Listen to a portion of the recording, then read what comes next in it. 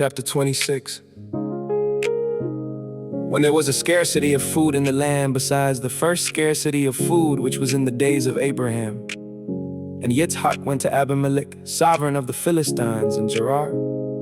And Jehovah appeared to him and said, "Do not go down to Mitzrayim, live in the land which I command you.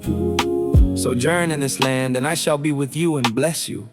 For I give all these lands to you and your seed, and I shall establish the oath which I swore to Abraham your father.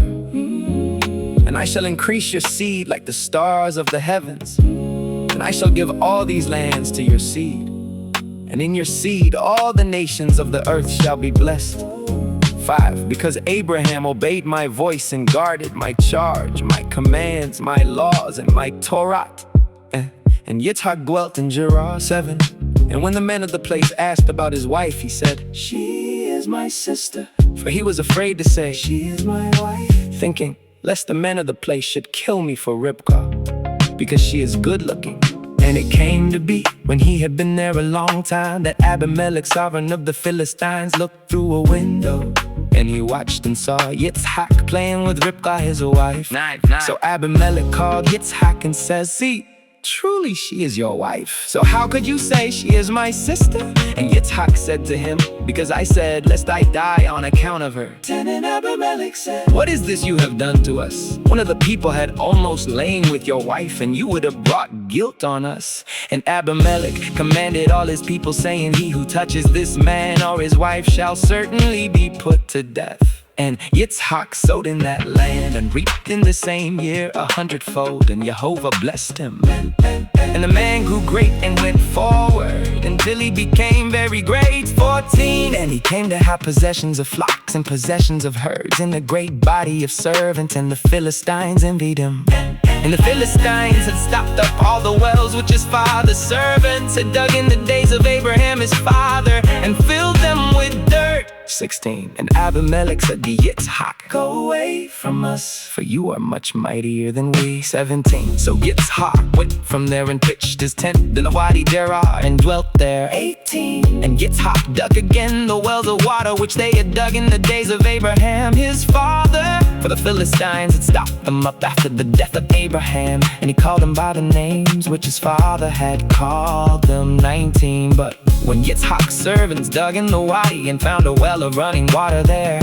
20. The herdsmen of Gerar strove with Yitzhak's herdsmen, saying, "The water is ours." And he called the name of the well Esek, because they strove with him. And they dug another well, and they strove over that one too, and he called its name Sit.